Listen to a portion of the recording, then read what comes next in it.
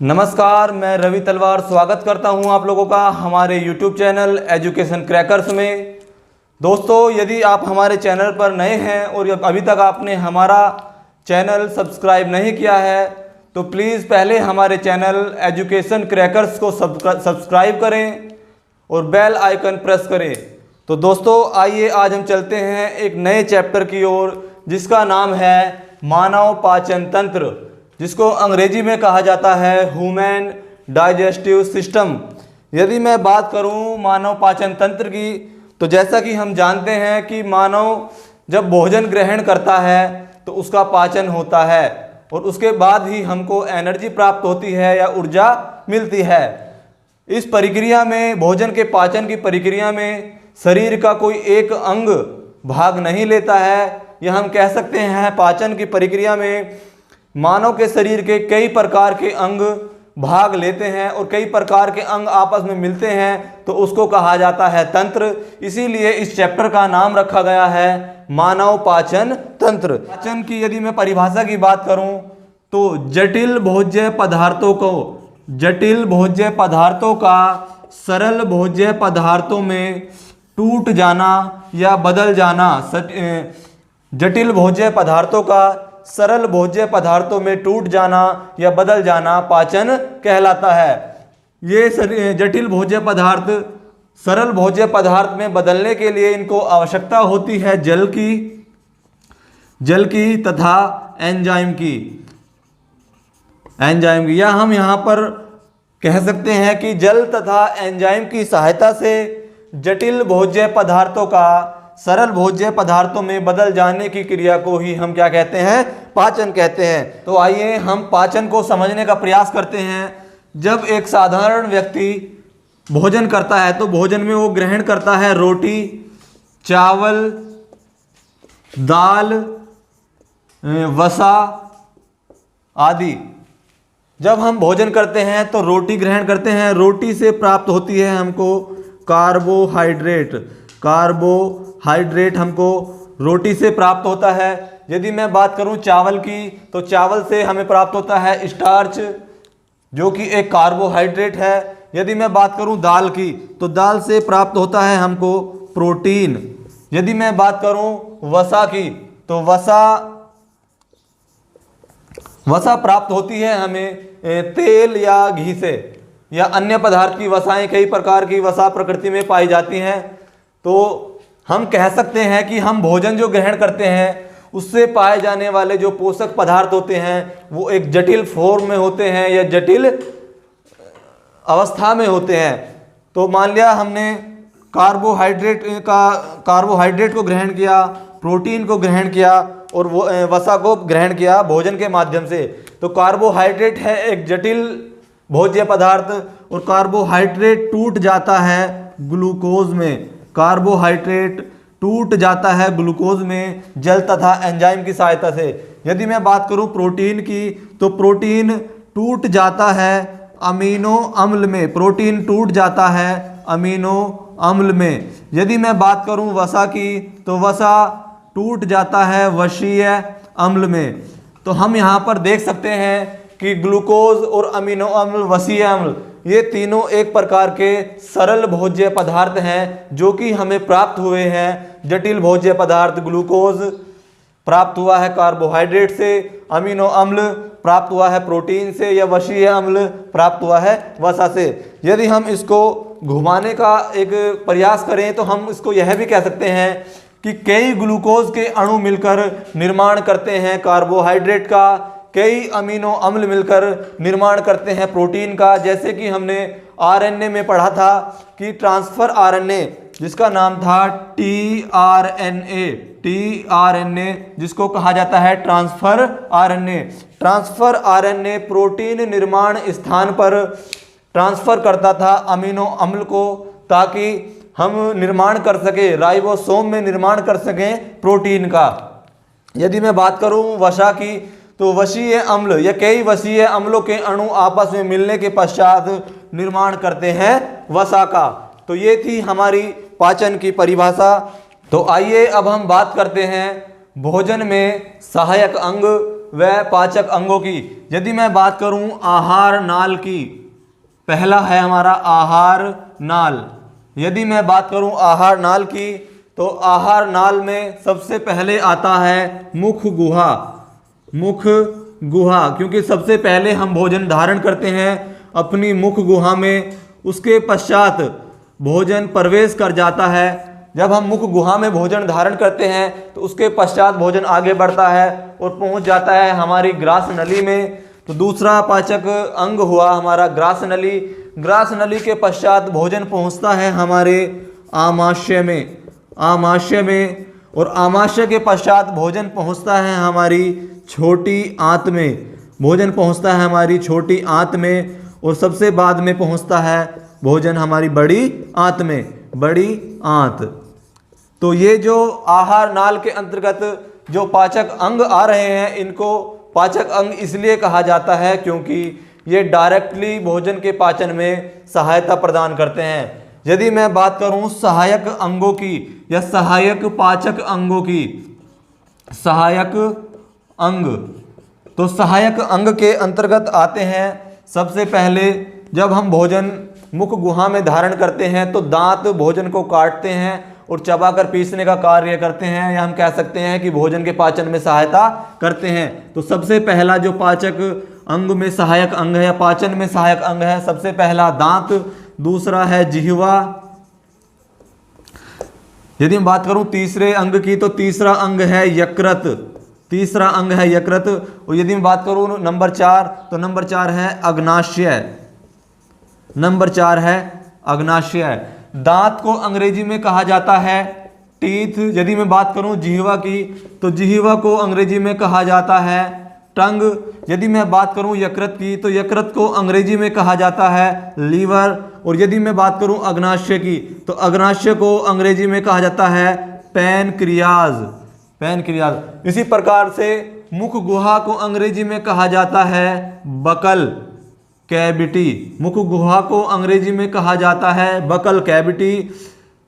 यदि मैं बात करूं ग्रास नली की, तो ग्रास नली को कहा जाता है आइसोफेगस, आइसोफेगस, आइसोफेगस। यदि मैं बात करूं आमाशय की, तो आमाशय को अंग्रेजी में कहा जाता है स्टमक। और यदि मैं बात करूं छोटी आंत की, तो छोटी आंत को अंग्रेजी में कहा जाता है स्मॉल इंटेस्टाइन, स्मॉल इंटेस्टाइन। और बड़ी आंत को कहा जाता है large, large intestine, large intestine.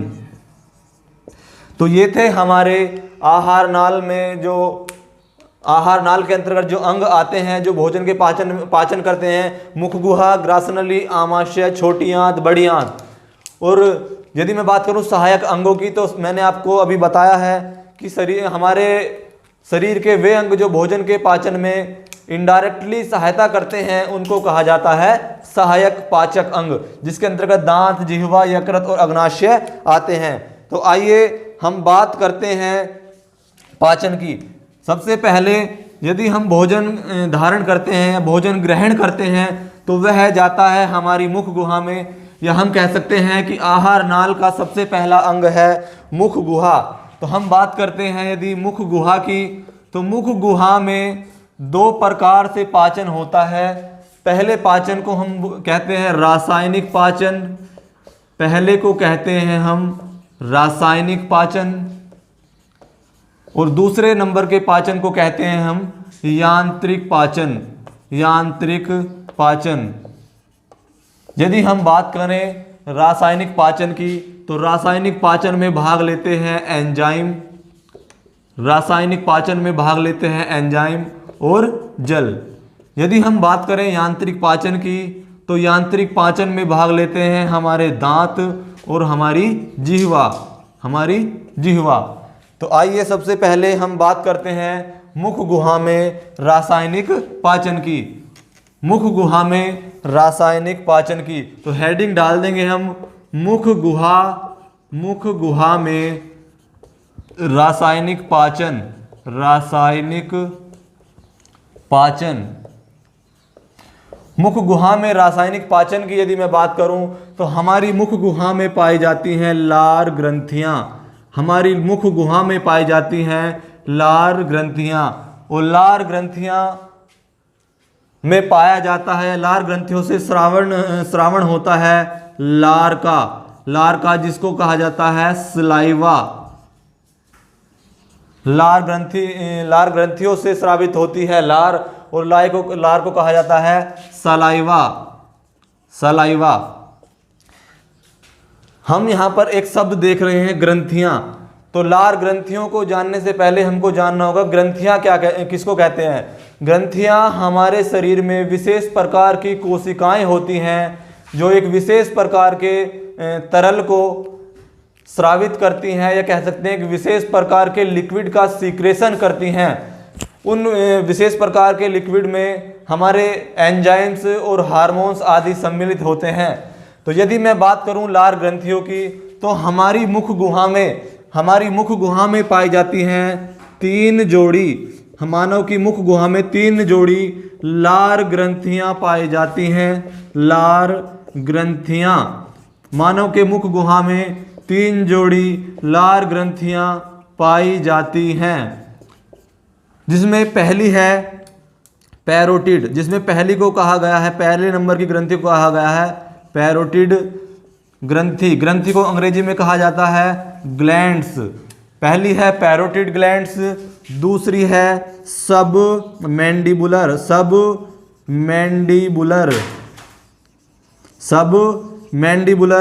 और यदि मैं बात करूं तीसरे नंबर की, तो तीसरे नंबर की ग्रंथियां है सब लिंगुअल। पैरोटिड जो ग्लैंड है जिसको हम बोलते हैं पैरोटिड ग्रंथि पाई जाती है हमारे दोनों कान के नीचे।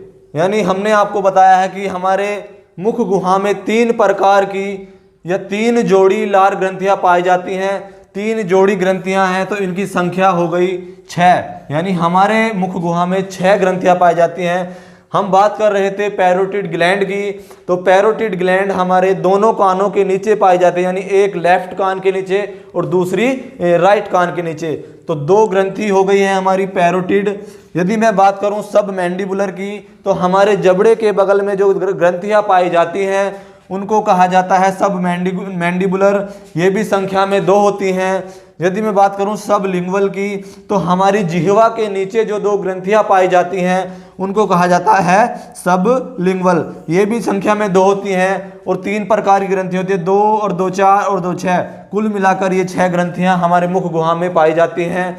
अब यहाँ पर एक सबसे महत्वपूर्ण बात आपको यह याद रखनी है कि यह जो पैरोटिड ग्लैंड है, जो पैरोटिड ग्रंथि है, इसमें एक वायरस पैरामिक्सो, जिसको कहा जाता है पैरामिक्सो वायरस के कारण संक्रमण हो जाता है, जिसके कारण हमारी पैरोटिड ग्रंथियों में सूजन आ जाती है। और जब हमारी पैरोटिड ग्लैंड में सूजन आ जाती है तो हमको एक रोग हो जाता है जिसको कहा जाता है मम्प्स, या हिंदी में कहा जाता है इसको गलसुआ।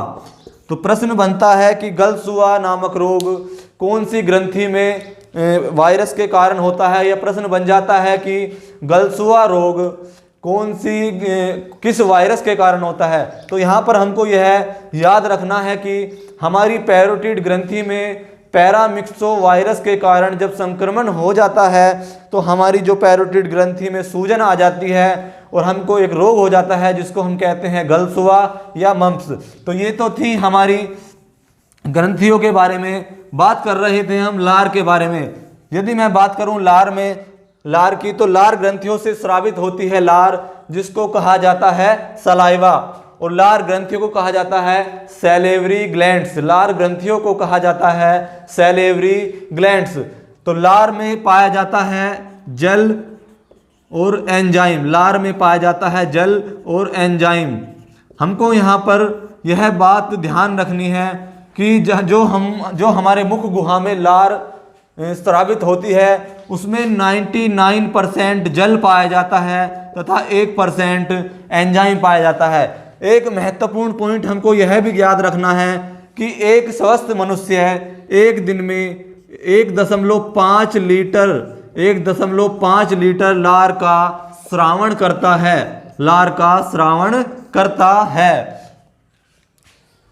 यदि मैं बात करूं हमारी लार ग्रंथियों से निकलने वाली लार में पाए जाने वाले एंजाइम की, तो हमारी लार ग्रंथियों में 2 प्रकार के एंजाइम पाए जाते हैं, या कह सकते हैं कि हमारी लार में दो प्रकार के एंजाइम पाए जाते हैं, जिसमें पहला नंबर है टाइलिन का, या जिसमें टाइलिन नामक एंजाइम पाया जाता है। यदि मैं बात करूं टाइलिन की, तो टाइलिन को कहा जाता है एमाइलेज, टाइलिन को कहा जाता है एमाइलेज। टाइलिन या एमाइलेज जो नामक एंजाइम है, यह पाचन करता है, यह पाचन करता है कार्बोहाइड्रेट का, कार्बोहाइड्रेट।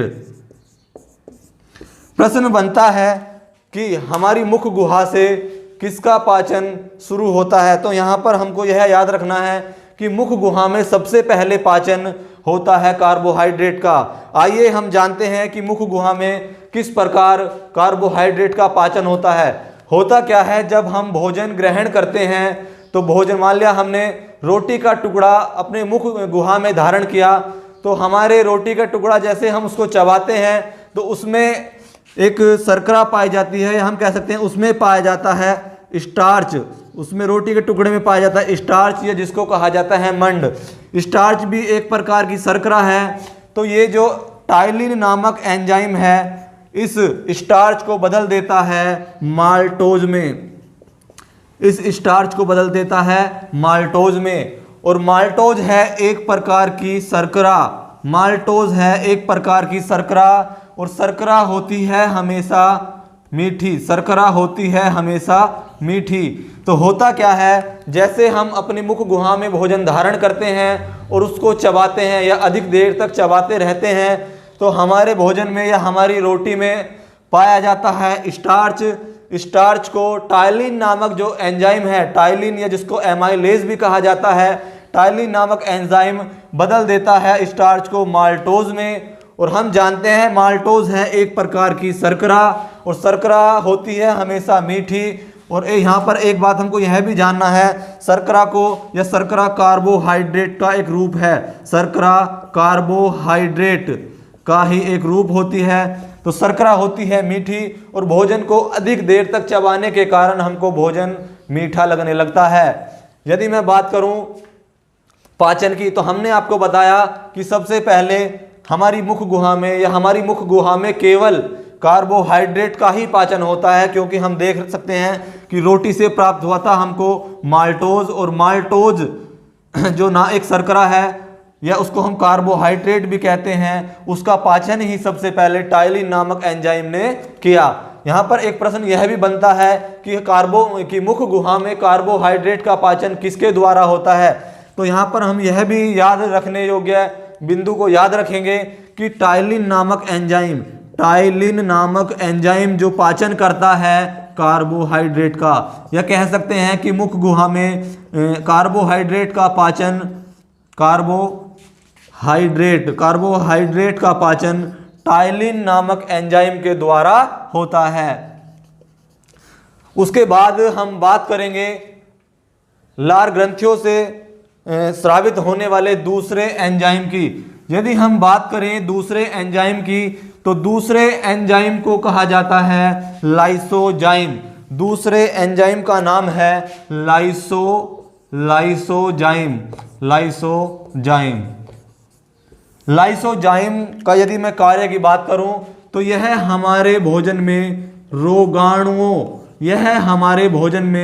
रोगाणुओं को मारने का कार्य करता है, रोगाणुओं को मारने का कार्य करता है। होता क्या है, जब हम भोजन करते हैं तो कभी कभी हम बिना हाथ धोए ही भोजन करने लग जाते हैं, या कह सकते हैं कि जल्दी जल्दी में यदि हम कभी दूषित भोजन कर लेते हैं, तो लाइसोजाइम एंजाइम जो हमारी लार में पाया जाता है, तो वो इन रोगाणुओं को समाप्त कर देता है या मार देता है। तो इस वीडियो के माध्यम से हमने पाचन तंत्र को समझा, पाचन की परिभाषा को समझा, पाचन में सहायक अंगों को समझा, और मुख गुहा में रासायनिक पाचन को हमने अच्छी प्रकार से समझ लिया है। तो आज के इस लेक्चर में हमने जाना पाचन तंत्र के बारे में, सहायक पाचक अंग व पाचक अंगों के बारे में, एंजाइम के बारे में और मुख गुहा में रासायनिक पाचन के बारे में। नेक्स्ट लेक्चर में हम बात करेंगे मुख गुहा में यांत्रिक पाचन। हमने आपको बताया है कि मुख गुहा में यांत्रिक पाचन में हम जीव और दांत के विषय में जानेंगे। तो आज की वीडियो आपको हमारी कैसी लगी कमेंट बॉक्स में कमेंट करके ज़रूर बताएं। धन्यवाद। जय हिंद।